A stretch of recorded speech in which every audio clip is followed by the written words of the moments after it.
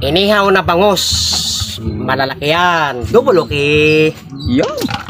Namiss nga na Erpat mag-ihaw ng bangus tol, kaya naman kahapon pagpunta niya ng bayan, bumungad kagad sa kanya tong malalaking bangus, kaya naman agad-agaran niya na rin binili. Hinugasan at biniyak na rin ni Erpat yung likod nento tol para matanggal yung laman loob, at pagkatapos inagiwa na rin kagad si Erpat nento ng mga isasalpak niya. Marami-raming kamatis ang ilagay natin tol para malinamnam sa loob. Talaga na mes. Isinunod naman ni Erpat pag-iwain tong sibuyas natin tol, yung saktong kalalaki lang para partner talaga sila ng kamatis. Ang pagkakaalam ko nga mga utol, ilalagyan pa ni Erpat ng luya, pero sabi niya wag na, nilagyan niya na rin kagad ng pampalasa tulad ng asin tsaka magic sarap tol, at minekos-mekos niya na ng paganyan yan tol, at sinunod niya na rin hugasan tong mga bangus natin tol para makamado na natin ng ayos yan. Banlawa lang natin na maigi yan tol, at nung natapos na ipinwesto na rin kagad ni Erpat tong mga laman loob at tinanggal niya. Tinanggalan niya lang yung mga utol na mga dapat tanggalin, tapos isinalpak niya lang ulit. Pagkatapos isinalpak niya na nga rin tong mga kamatis tsaka sibuyas natin tol na pinagtadtad kanina ni Erpat. Ating kapatid yan tol, walang lamangan, baka mamaya magtampo yung isa hindi maluto. Ay, wag naman ganon. At dahil naka-ready na ngayon bangus natin tol, ready to salang na lang, inugumpisa na rin si Erpat dito tol magpabaga. Dating gawi pa rin tol, yung ano pa rin ng mais, kapag kakahoy kasi yung gagamitin natin pambaga tol, mauubusan kami ng panggatong. Tsaka marami-rami pa yan tol, ayan sa likod sako-sako pa Pagkalagay ni Erpat ng ihawan tol, ay double okay ka dyan, sabay paypay ng malakas tol, hanggang sa umapoy ng malakas yan, ay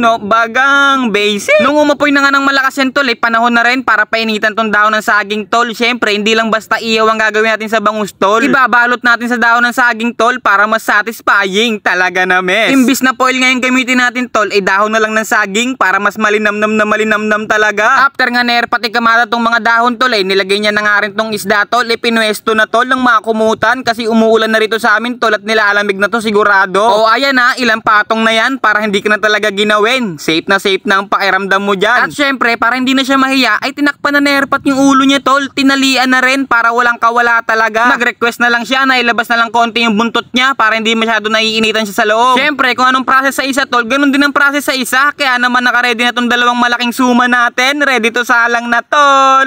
Double okay. At dahil nagbaga na nga itong ng mais tol, ay kinalat na ni Erpat yan para hindi na nakatumpok sa gitna. Ay talaga naman, clouds talaga kinalabasan. Binitbit na nga rin ni Erpat tong dalawang malaki nating suman tol, itinaas na. Ay talaga na mes, pagkalagay aray napaso, aray talaga na mes. Ang sakit no, nang mahalagay nakasalang na tong dalawang malaking suman natin tol. Hayaan na natin yan dyan tol hanggang sa maluto na. Ay nako, wag ka munang bumagsak. Ay talaga na mes, nagbabadya na naman ang ulan. Makalipas ng gabi tol, quality na nga tong suman natin. Ipinaubos lang ni Erpat yung baga talaga tol, para safe na safe talaga na lutong-luto talaga tol hanggang loob. Kaya naman inihaw na rin kagad ni Erpat yan ng sabay tol. Ay talaga na mes, double okay ka dyan ng malupet. Nilapag na nga rin kagad ni Erpat dito sa may papag tol ng mapintahan na natin. Imbis na pera o bayong, hilaw ba o luto? Talaga na mes, luto yan tol, walang palya yan. Ganda ng pagkakaihaw dyan tol, talaga naman pati balat kain. Kung sa personal mo lang makikita tol, ay talaga naman napagkabango. Ayan, ibinuka na ni Erpat tol, ay talaga naman mas lalong naamoy ng sikmura ako. Nagugutom tuloy ako. Tueg na naman talaga ako nito after ko mag voice over. Pero bago yun, iuhusga na muna ni Erpat yan tol kung gaano ba kabisa yan. Pagkatikim, inilapag lang yung tong Double okay.